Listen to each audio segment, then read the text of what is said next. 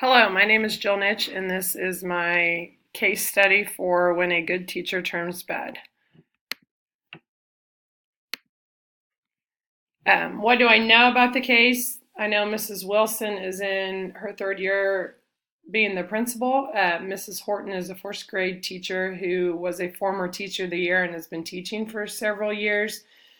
So at some point in her career, she was an outstanding teacher. Mrs. Wilson has started to receive phone calls and letters reporting verbal abuse of their children from several parents, parents of children who were in Mrs. Horton's class. Mrs. Wilson has learned from colleagues that Mrs. Horton is going through some trouble at home.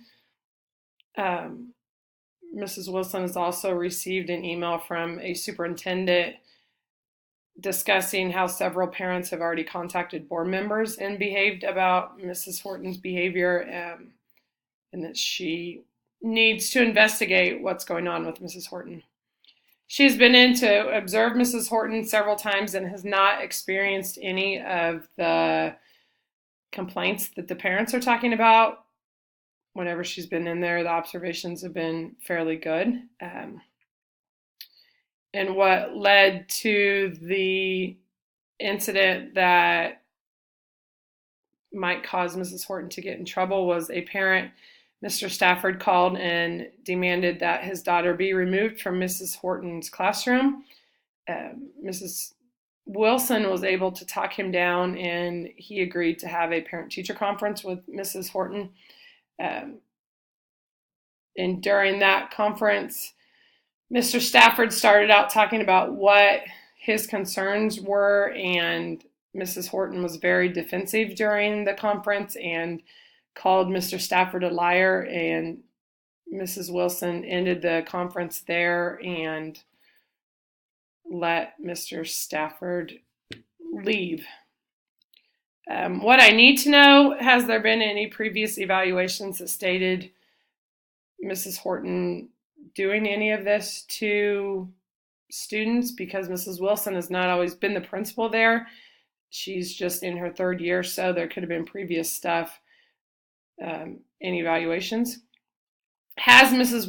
Wilson actually sat down with Mrs. Horton and had a conversation with her discussing what's going on? Not just going by what other teachers are saying. What's the district's policy on helping struggling teachers? Do they put them on a plan of assistance? Is there a certain plan of assistance that they put them on? And should Mrs. Horton be suspended for her behavior during the parent-teacher conference? What's the problem? Obviously, she is having difficulties somewhere, whether it's at home or whether it's in her professional life, and she's very stressed and is bringing that stress out to her students. Another problem, she was very unprofessional to Mr. Stafford during the conference, and she's not really creating a positive culture for her students or for her colleagues. Plan of action, first thing I would try to do would be to sit down with Mrs. Horton and have a conversation with her, discuss the emails and the phone calls that I'm getting about her behavior in class. It's one thing to get one phone call or email from a parent, but to receive several emails and phone calls from parents discussing the same behavior and the same problems, then something's going on. And maybe discussing with the school counselor if she could meet with Mrs. Horton and see what's going on. Another thing I would do would be to talk to her about the noticeable change that I've seen in her behavior. They've adopted a new reading curriculum, and Mrs. Horton has been very outwardly vocal about how she does not like the curriculum. She was unprofessional with Mr. Stafford. In previous summers, she has been up at the school several times working on her classroom, getting ready, and this last summer and previous summers, she was hardly ever up there. So there's a change in behavior, which is not bringing a positive light to the school. I would put a letter of reprimand in her file of how she treated Mr. Stafford. I've always kind of been taught and been that kind of teacher. It doesn't matter what the parent says to you, you do not lash out back at them. You don't have to let them talk to you inappropriately, but you don't say anything inappropriate back to them. I would notify Mrs. Horton that she's being put on a plan of assistance. She will be formally evaluated twice during the year. There will be frequent walkthroughs. I would not give her a timeline or a date or a time when I would specifically be coming through there, but I would frequently walk through there. As I read in one of the articles during this class, a principal gave specific outcomes for what he was going to be looking for in the walkthrough. So I would give her a set of outcomes. Here's what I want to look for in your lessons.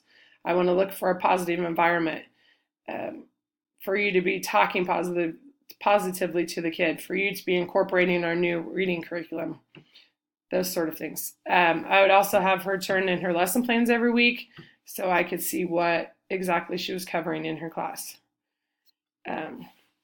And discuss with Mrs. Horton about how she currently is not a positive member of this school culture. She is outwardly negative to colleagues and students, and that's just not what the school wants. I think you could also set up a mentor for her that could give her positive comments and reflections. And then it was discussed in the article that she has not bothered to set up any parent-teacher conferences. That would also be part of her plan of assistance, was she needs to set up those parent-teacher conferences. I would probably sit in on a few of those too. She needs to show the parents that she's trying to improve. And then if she isn't willing to make the changes, then they might have to terminate her. By discussing her plan of assistance, she can begin to make changes to positively impact her students. Obviously, the classroom environment for her needs to change, and she needs to start to become a positive member of the school culture. She can discuss with her mentor ways to improve her classroom.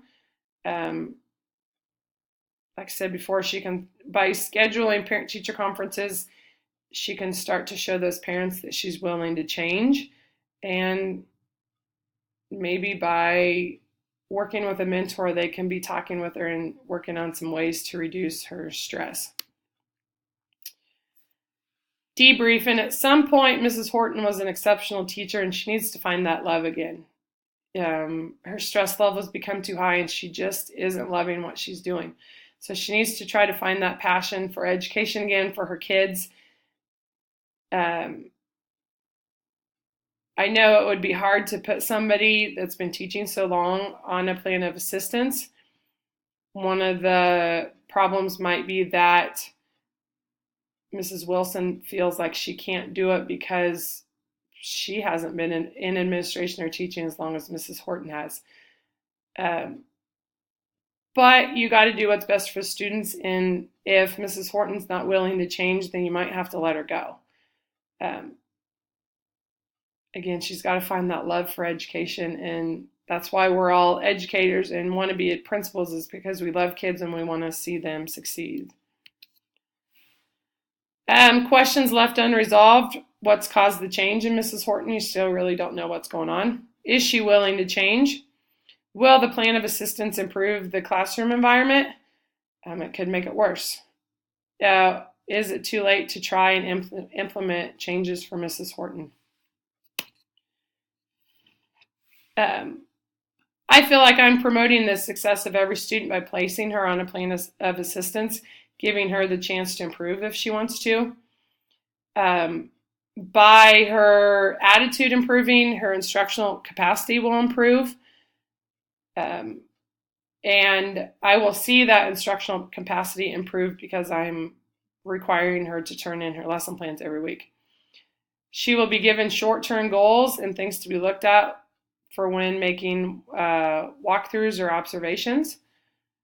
I think she needs to have an idea of what I am looking for as an administrator, so that does not add to her stress level. And since she's taught so long, I think she needs to be given a chance to make changes before terminating.